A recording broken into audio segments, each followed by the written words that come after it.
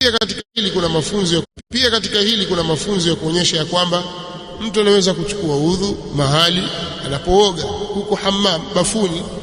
Kuna mwingine anakuambia maji hapo katoka, unaudha, sijachukua udhu, nimeoga tu au nimekidhi haja, tunakuchukua udhu msikitini ni huku chooni kaingia nani bwana? Simeingia mwenyewe bwana.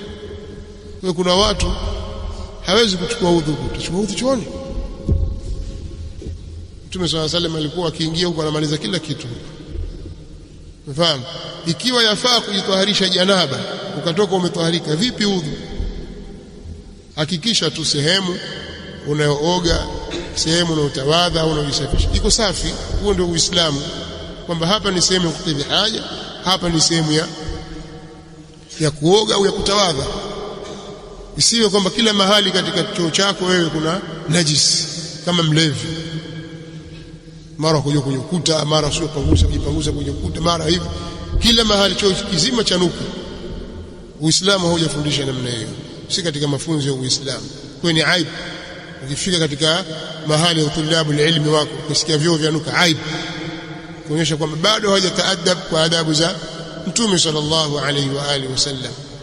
Na ile ni katika adha, idha'u nnas. Waingia hamamu, waingia chooni, wewe wachafua mazingira kiasi ambacho mwenzako atakayekuja aingia tu kwa sababu ya dharura iliyompata, lakini wewe umeharibu kila kitu, alafu wewe umekwenda zako. Si katika mafunzo ya Mtume sallallahu alayhi wasallam, si katika adabu, wala si ustaarabu. Kikawaida yetu ni ule ushamba, kuonyesha kwamba huyu ni mtu mshamba kweli kweli, kashazoea kwenda kwenye machaka huko wapi. Basi wewe vyoo kama hivi hawezi kuwa mstaarabu. Huko machakani watu waenda akidhi haja yake, tafuta majani, ajifuta huyo safari, hakuna cha kuflashi wala cha kufanyaje, tayari chakula cha nzi na wadudu wengine.